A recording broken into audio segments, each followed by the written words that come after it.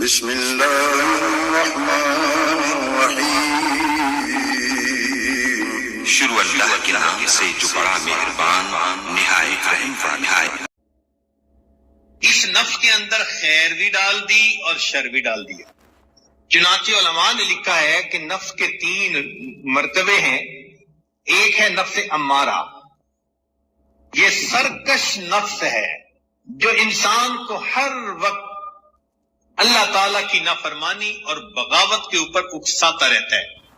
ان النفس لامارۃ بالسوء الا ما رحم ربی، یہ شیطان کا ساتھی، یہ شیطان کا ایجنٹ ہے۔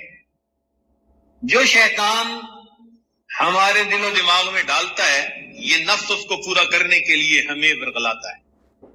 یہ ہمارا اندر کا دشمن، کہتے ہیں نا گھر کا بھیدی لنکا ڈھائے، یہ ہمارے گھر کا بھیدی ہے، یہ لنکا ڈھا دکھاتا ہے۔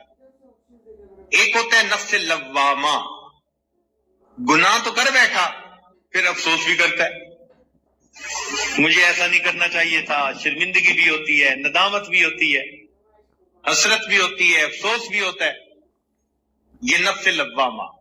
اور ایک نفس مطمئنہ، نفس مطمئنہ وہ نفس ہوتا ہے کہ جس کو اللہ کی فرما برداری ہی میں راحت ملتی ہے، وہ ہر وقت اللہ کی رضا جوئی کے لیے کمر بستہ ہوتا ہے، وہ اللہ تعالیٰ کی نافرمانی کے بارے میں سوچتا ہی نہیں، اللہ کی رضا والی زندگی کے لیے ہر وقت قدم بڑھاتا ہے۔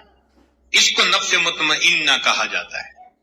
یہ نفس مطمئنہ جن کو نصیب ہو جائے تو ان لوگوں کی زندگی شریعت کے مطابق زندگی ہوتی ہے۔